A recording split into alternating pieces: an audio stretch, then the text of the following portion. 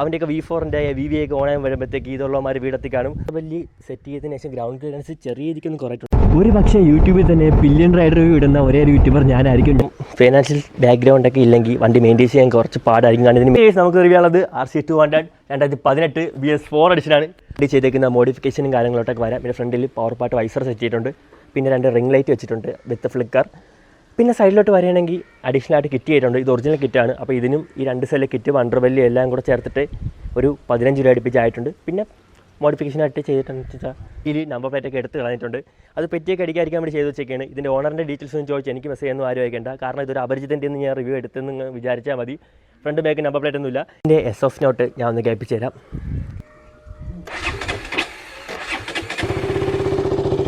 ഇതാണ് ഇതിൻ്റെ SF നോട്ടും കാര്യങ്ങളൊക്കെ വരുന്നത്.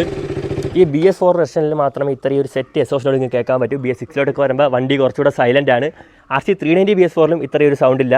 പിന്നെ ചിലവന്മാർ ഈ ഒരു വണ്ടിയുടെ ലുക്കും R15 V4 ലുക്കായിട്ട് കമ്പയർ ചെയ്യുന്നവരൊക്കെ ഉണ്ട്. അവന്മാർ എന്തുകൊണ്ട് അങ്ങനെ ചെയ്യണമെന്ന് അറിയാൻ പോയാൽ ഇതിൻ്റെ ലുക്കും അതൊന്നും രാപ്പകൽ വ്യത്യാസമുണ്ട്. അവന്മാർ റീലൊക്കെ ഇട്ടൊക്കെ വെക്കുന്ന കണ്ടിട്ടുണ്ട്. എന്ന് വെച്ചാൽ ലുക്കും പെർഫോമൻസൊക്കെ അതിനാണ് കൂടുതൽ രീതിയിൽ. ഇതിനെ നിങ്ങളൊന്ന് ആലോചിച്ച് നോക്കിയാൽ മതി. വണ്ടി ഇറങ്ങിയപ്പോൾ തൊട്ട് ഈ ഒരു ഡിസൈൻ തന്നെ മെയിൻറ്റെയിൻ ചെയ്തിട്ടും അമ്മാതിരി ഫാൻ ബേസാണ് ഈ ഒരു വണ്ടിക്കുള്ളത്. ഇതിൻ്റെ ഡിസൈൻ ചേഞ്ച് ചെയ്യണമെന്ന് പോലും ആർക്കും തോന്നിയിട്ടില്ല. കാരണം ഇതിൻ്റെ പുതിയ വെർഷൻ നിങ്ങൾ കണ്ടാണ് ഒരു തൊലിഞ്ഞ ലുക്കുള്ള വണ്ടിയാണത്. ഞാൻ ഇപ്പോഴേ പറയാം. ആ ഒരു വണ്ടി ഇറങ്ങിയിട്ട് പോലും പലരും പുതിയ വണ്ടി എടുക്കാൻ പൈസ ഉണ്ടെങ്കിലും ഇതിൻ്റെ തന്നെ അത്യാവശ്യം നീറ്റ് വണ്ടിയാണ് എടുക്കാൻ പോകുന്നത്. അപ്പോൾ തന്നെ മനസ്സിലാവും ഇതിൻ്റെ ഈ ലുക്കിന് എന്തുമാത്രം ഫാൻ ബേസ് ഉണ്ടെന്ന്. ഈ V4 കമ്പയർ ചെയ്യുന്നവന്മാരുടെ പറയുകയാണെന്ന് വെച്ചാൽ ഇതിൻ്റെ ലുക്കിൻ്റെ അടുത്ത് പോലും എത്തില്ല. പിന്നെ ഇതിൻ്റെ പവറിൻ്റെ അത്ര എത്തുക. ഇതിന് ടോപ്പിൻ്റെ കുറച്ച് കുറവാണെങ്കിലും ആ ഒരു ടോപ്പിലേക്ക് എത്താൻ എടുക്കുന്ന സമയം വളരെ തുച്ഛമാണ്. എന്ന് വെച്ചാൽ പറയുകയാണെങ്കിൽ ഇതിൻ്റെ ഇവിടെയൊക്കെ റൈസൊക്കെ അടിക്കാൻ നിൽക്കുകയാണെങ്കിൽ അവൻ്റെയൊക്കെ V4-ൻ്റെ VV ഒക്കെ ഓണാൻ വരുമ്പോഴത്തേക്ക് ഇതുള്ളവന്മാർ വീടെത്തി കാണും. മാത്രം പവർ പാർട്ട് വൈസർ അങ്ങ് കയറുമ്പോൾ തന്നെ വണ്ടിയുടെ ലുക്ക് സെറ്റായിട്ട് മാറും. പിന്നെ ഇതിൽ മിറേഴ്സൊക്കെ ഉണ്ടായിരുന്നു. തൽക്കാലത്തേക്ക് വീഡിയോ എടുക്കാൻ വേണ്ടിയൊക്കെ ലുക്കിന് വേണ്ടി ഊരി വെച്ചേക്കണം. അല്ലെങ്കിൽ എല്ലാ സാധനവും വെച്ചിട്ട് എടുക്കൂ. നമ്പർ പ്ലേറ്റൊക്കെ വയ്ക്കാത്തത് അതുകൊണ്ടാണ്. ഇത് അപരിചിതൻ്റെ വണ്ടി എന്നല്ല, എൻ്റെ കൂട്ടുകാരൻ്റെ വണ്ടി തന്നെയാണ്. ഈ ഒരു എക്സ്ട്രാ കിറ്റ് ചെയ്യുമ്പോൾ തന്നെ വണ്ടി കുറച്ചുകൂടെ ബൾക്കായിട്ട് തോന്നും. പിന്നെ ബാക്കിൽ നിന്ന് വരുമ്പോഴത്തേക്ക് ചെറുതായിട്ട് ഫ്രണ്ടിൽ ഒരു ഹോൾ എനിക്ക് തോന്നുന്നുണ്ട്. അല്ലാതെ പ്രശ്നമൊന്നുമില്ല. ഇത് ഓറഞ്ച് കളർ വണ്ടിയായിരുന്നു. അതിനെ റീപെയിൻറ്റ് ചെയ്ത് മാറ്റിയെടുത്തതാണ്. പിന്നെ ഇതിലിപ്പോൾ ABS ഇല്ലാത്ത വെർഷനാണ്. 2019 തൊട്ടാണെങ്കിൽ BS4 വണ്ടിക്കും ABS വരുന്നുണ്ട്. അപ്പോൾ ഇത് ABS ഒന്നുമില്ല. പക്ഷേ KTM-ൻ്റെ വണ്ടിയിലാണെങ്കിൽ ABS ഇല്ലെങ്കിലും ബ്രേക്കിംഗ് ഒക്കെ പക്ക ക്രിസ്പാണ്. പിടിച്ച് അവിടെ തന്നെ നിൽക്കും.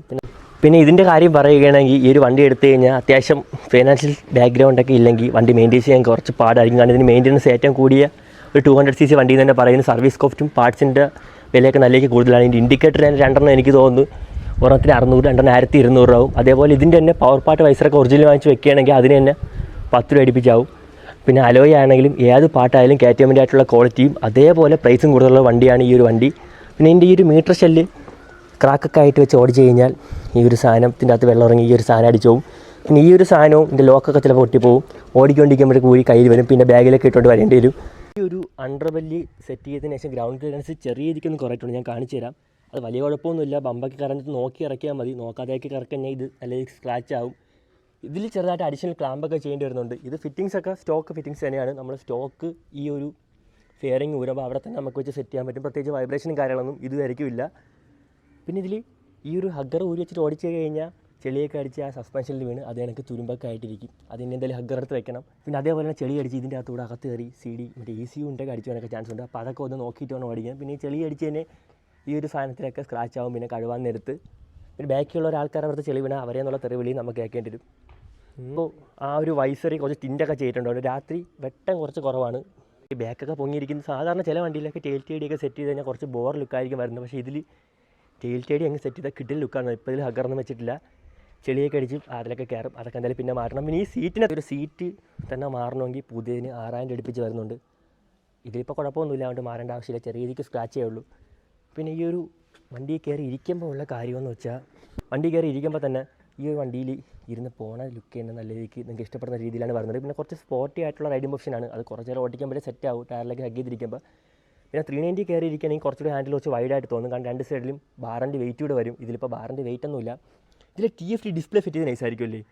ഇതിൽ TFT ഡിസ്പ്ലേയും കൂടി ഇവിടെ സെറ്റ് ചെയ്യാൻ നൈസായിരിക്കും. അതൊക്കെ ഞാൻ മിററിൽ കൂടെ തന്നെയാണ് ഇൻഡിക്കേറ്ററും കാര്യങ്ങളൊക്കെ വരുന്നത്. ഇപ്പോൾ ആ ഒരു ഇൻഡിക്കേറ്റർ മിററോടെ ഊരി വെച്ചേക്കുന്നതുകൊണ്ട് അത് അറിയാൻ പറ്റാത്തത്.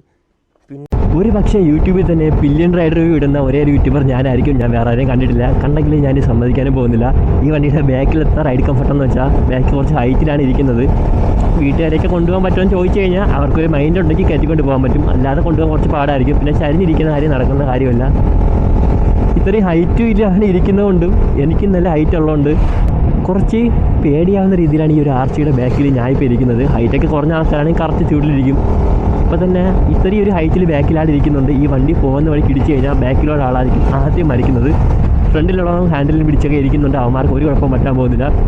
പിന്നെ കോർണറൊക്കെ എടുക്കുന്ന സമയത്ത് അല്ലെങ്കിൽ കുറച്ച് ഹൈറ്റിലിരുന്നിട്ട് ഈ ഒരു കോർണറിലൂടെ കയറുമ്പോഴത്തേക്ക് എനിക്ക് ആർച്ചിയുടെ ബാക്കിൽ ഇരിക്കാൻ നല്ല പേടിയാണ്. ദേവൻ്റെ കൂടെ അല്ലെങ്കിൽ കയറാറില്ല, കുറച്ച് സ്പീഡിലാണ് എപ്പോഴും പോവാറ്. അതുകൊണ്ട് എനിക്ക് കുറച്ച് പേടിയൊക്കെ ആവും. ഈ ബ്രേക്കിങ് പിടിക്കുമ്പോഴും ഞാൻ എന്തോ തെറിച്ച് ഫ്രണ്ടിലോട്ട് പോകുന്ന രീതിക്ക് തോന്നും. പിന്നെ ഈ ഒരു ആർച്ചിയുടെ റൈഡിങ് പൊസിഷനൊക്കെ ഇഷ്ടപ്പെട്ട ആൾക്കാണെങ്കിൽ ആർക്കായാലും ബാക്കിൽ ഇരിക്കാൻ അത്ര ഇഷ്ടപ്പെടില്ല. ഫ്രണ്ടിലിരിക്കാനാണെങ്കിൽ നൈസ് പൊസിഷനാണ്. ഇനി നമുക്ക് കുറച്ച് നേരം വണ്ടി ഓടിച്ചുകൊണ്ട് സംസാരിക്കാം. ഇതിൻ്റെ റൈഡിങ് പൊസിഷൻ നല്ല രീതിക്ക് സ്പോട്ടിയാണെന്ന് നേരത്തെ പറഞ്ഞില്ല. പക്ഷേ എനിക്ക് ഈ ഒരു പൊസിഷൻ നല്ല രീതിക്ക് ഇഷ്ടമായതുകൊണ്ട് തന്നെ ഓടിക്കാൻ വേണ്ടി പ്രത്യേകിച്ച് കുഴപ്പമൊന്നുമില്ല. പക്ഷേ ലോങ് റൈഡൊക്കെ പോകാൻ വേണ്ടിയിട്ട് ചിലപ്പോൾ പണി കിട്ടും. എനിക്കൊരു 200 cc സെഗ്മെൻറ്റ് വെച്ചിട്ട് വേറെ വണ്ടികളെയൊക്കെ ഓവർടേക്ക് ചെയ്ത് കളിക്കാൻ വേണ്ടി ഏറ്റവും ഇഷ്ടപ്പെട്ട വണ്ടിയാണ് RC. കാരണം ഇത് പെട്ടെന്ന് നമ്മൾ വിചാരിക്കുന്നതിനെക്കാട്ടി പെട്ടെന്ന് നമ്മൾ ഓരോ സ്ഥലത്തും ഓവർടേക്ക് ചെയ്തെത്തും. ഓവർടേക്ക് ചെയ്തൊക്കെ കളിക്കാൻ വേണ്ടി ഏറ്റവും ഇഷ്ടപ്പെട്ട വണ്ടിയാണിത്. എനിക്കൊരു 200 എടുക്കണമെന്നാണ് പണ്ട് തൊട്ടേ ആഗ്രഹം. ഇപ്പോൾ ഒരു 200 ഉള്ളതുകൊണ്ട് ഞാൻ വിചാരിച്ചത് 390 ഇനി എടുക്കണമെങ്കിൽ എന്തായാലും എടുക്കണം. ഇപ്പോഴും വേണമെങ്കിൽ 200 എനിക്ക് എടുക്കാം. പക്ഷേ മെയിൻ്റനൻസും കാര്യങ്ങളൊക്കെ ചെയ്ത് പോകേണ്ട ഒരു ഫൈനാൻഷ്യൽ സ്റ്റാറ്റസ് ഇപ്പോൾ ഇല്ല. അപ്പോൾ എടുക്കുന്ന സമയത്ത് എന്തായാലും ഇനി ഒരു 390 എടുക്കേണ്ട സമയത്തേ ഞാൻ എടുക്കൂ. പിന്നെ എൻ്റെ മീറ്റർ കൺസോളൊക്കെ ജസ്റ്റ് ബേസിക്കാണ്. അന്ന് ഇറങ്ങിയപ്പോൾ തൊട്ടേ ഉള്ള സെയിം മീറ്റർ കൺസോളൊക്കെയാണ് ഈ ഒരു വർഷം വരെയും മെയിൻറ്റെയിൻ ചെയ്ത് വരുന്നത്. ഇതിൻ്റെ പുതിയ വെർഷനിൽ കുറച്ചുകൂടെ അപ്ഡേറ്റഡ് ആയിട്ടുള്ള കാര്യങ്ങളൊക്കെ നിങ്ങൾക്ക് കിട്ടും.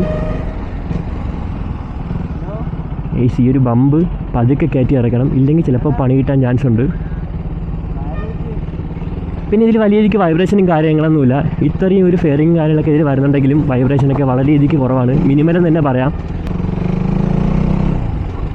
ഈ ഒരു 200 cc ഇവിടെയൊക്കെ ഓടിക്കാൻ വേണ്ടി കുഴപ്പമില്ല, കറക്റ്റ് വണ്ടിയാണ്.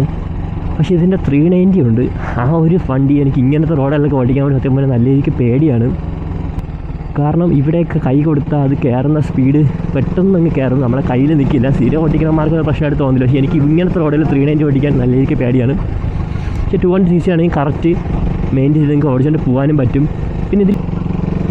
പിന്നെ ഇതിൽ ബാക്കിൽ ആളിരുത്തിക്കൊണ്ട് ഓടിക്കാൻ നേരത്ത് കയറ്റമൊന്നും കയറി പോകുമ്പോൾ കുഴപ്പമില്ല. പക്ഷേ ഈ വണ്ടിയിൽ ഇരുന്ന് പരിചയമില്ലാത്ത ബമ്പ് ആൾക്കാരാണെങ്കിൽ ബാക്കിൽ ഇരുന്ന് കഴിഞ്ഞാൽ നിങ്ങൾക്ക് കുറച്ച് സോളോ പോകാനാണെങ്കിൽ ഈ ഒരു വണ്ടി ഏറ്റവും കിട്ടില്ലെന്ന് തന്നെ പറയാം. കാരണം ബാക്കിൽ ഒരാൾ ഇരുന്ന് കഴിഞ്ഞാൽ നിങ്ങൾക്ക് ഓടിക്കാൻ വേണ്ടി അത്ര കംഫർട്ട് ആയിരിക്കില്ല. അവർക്ക് ഈ ഒരു വണ്ടിയിൽ ഇരുന്ന് പരിചയമില്ലാത്ത ആൾക്കാരാണെങ്കിൽ എന്താ വെച്ചാൽ എന്നെ പോലെ ഇതിൻ്റെ ബാക്കിൽ ഇരുന്ന് ബാക്കിൽ ഇരിക്കാൻ പേടിയുള്ള ആൾക്കാരാണെങ്കിൽ അവരെഴുതി വണ്ടി ഓടിക്കാൻ നല്ല ബുദ്ധിമുട്ടായിരിക്കും. കാരണം വളവിലൊക്കെ അവർ ഒരു ഫലോട്ട് പിടിക്കുമ്പോഴത്തേക്ക് നിങ്ങൾക്ക് ചെറിയ രീതിക്കൊരു ബുദ്ധിമുട്ട് തോന്നും.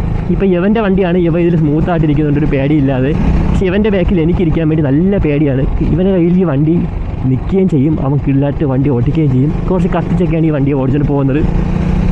പിന്നെ ലൈക്ര പാൻറ്റൊക്കെ ഇട്ടുകൊണ്ടാണെങ്കിൽ ഈ വണ്ടിയുടെ ബാക്കിൽ ഇരുന്ന് കഴിഞ്ഞാൽ നിങ്ങൾ നേരെ നിറങ്ങി താഴെ പോകും. പിന്നെ ഇതിൽ ബാക്കിലാൾ നിങ്ങളെ പുറത്തോട്ട് കുറച്ച് വെയിറ്റ് ഇട്ടിരിക്കുകയാണെങ്കിൽ നിങ്ങൾ കൈ ചെറുതായിട്ട് കഴിക്കും. അത് ഞാൻ ആദ്യമൊക്കെ V4 ഓടിക്കുന്ന സമയത്താണ് ഈ കൈ നല്ല രീതിക്ക് കലപ്പുണ്ടായിരുന്നു.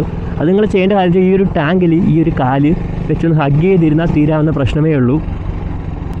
പിന്നെ കിടത്തിയൊക്കെ ഈ വണ്ടി ഓടിക്കാനാണെങ്കിൽ ഒരു നൈസ് സെറ്റപ്പാണ്. എൻ്റെ വണ്ടി നല്ല രീതിക്ക് ഹൈറ്റ് കൂട്ടിയുണ്ട്, എനിക്ക് അത്ര ഒരു കിടത്താൻ കോൺഫിഡൻസ് ഇല്ല. പക്ഷേ ഇതിലാണെങ്കിൽ നിങ്ങൾക്ക് സെറ്റായിട്ട് കിടത്താൻ പറ്റും.